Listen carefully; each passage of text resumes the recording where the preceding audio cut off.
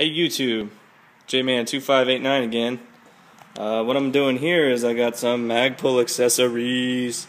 So I'm gonna show basically taking off this fore end here, putting on the Magpul, and then putting on the angled foregrip. I like it a little bit better than the verticals from the ones I've held. I'll start taking her apart and I'll check back with you. Okay, so what you want to do, safety check your weapon. This one has been safety checked a couple times. In my case, I'm going to have to move the optics because it is in the way from this sliding backwards. You're going to grasp firmly this delta ring. As you can see, it's spring-loaded. If your gun is new or really dirty, it's going to be extremely stiff. So you're going to have to really get on it. I know they make a tool for it, but I'm cheap, as you can tell, so I'm not going to go that route. So let me firmly grasp this ring and I'll check back with you. Okay, now our factory handguards are removed. It's time to bust out our Magpul foregrip. And this is 10 and 2 and then 6 o'clock. So it has those options. I only bought one rail for the 6 o'clock position because obviously we're going to mount our angled foregrip. But the option is there for 10 and 2, maybe a tactical light, laser, whatever tickles your fancy. But I'm just going to go with this 6 o'clock position. It's got a metal insert, obviously, so the heat won't melt the heat of the barrel won't melt the polymer handguard. Let me get this installed real quick. It's a 11 slot rail, and I will get back to you shortly.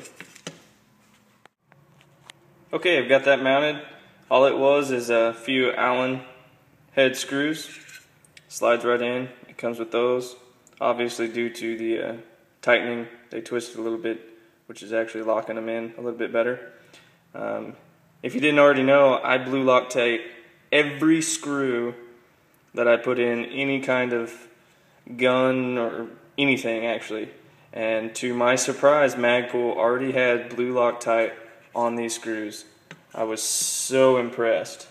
Just the little crap like that just kind of blew me away. So all that's left to do is throw this on there the exact same way we pulled those off and see how it looks. Okay, easy as 1, 2, 3. You do want to make sure once you get it on that your delta ring resets. It's all the way forward. And really the first impressions I get is it looks kind of cheap. I mean, it's a bunch of plastic. Well, I picked this thing up and I already know that it's a lot lighter even than those just plastic. I don't even know what those made are, some kind of different plastic. But this polymer is extremely light and it does not have any play. These, I could wiggle back and forth. These, not even close. They're locked in tight. So, I'm actually pretty impressed with it. I'm going to throw my angled foregrip, AFG 2.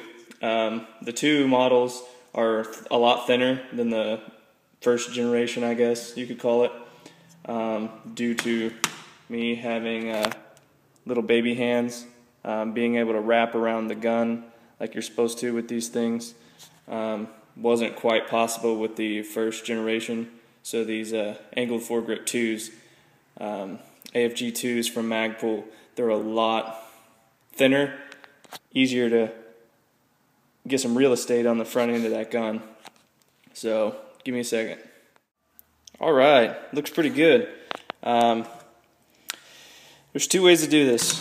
You can either take all these Allen head screws out, the unit will separate into 2 pieces.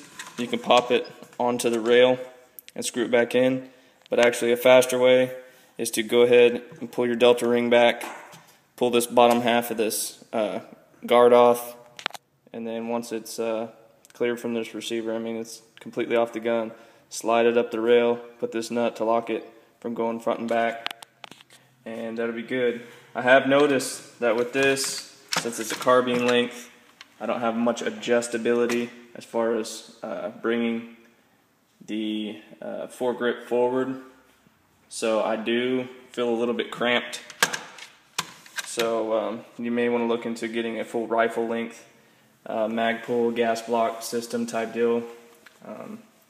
I'm a little guy, around 5'8", so even if I'm a little bit cramped, you taller guys are gonna feel even more cramped, and that's with this Magpul buttstock pulled out all the way.